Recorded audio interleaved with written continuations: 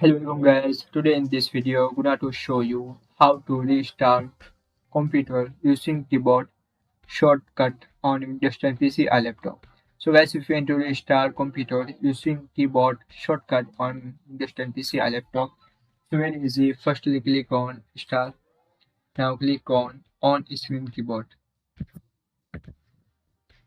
After click on screen keyboard.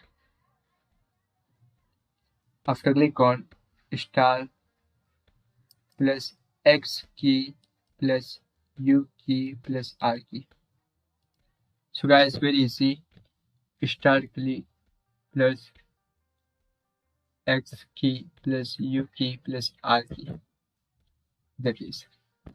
So guys, this is very simple and easy method if you want to restart computer using keyboard shortcut on Windows 10 PC or laptop.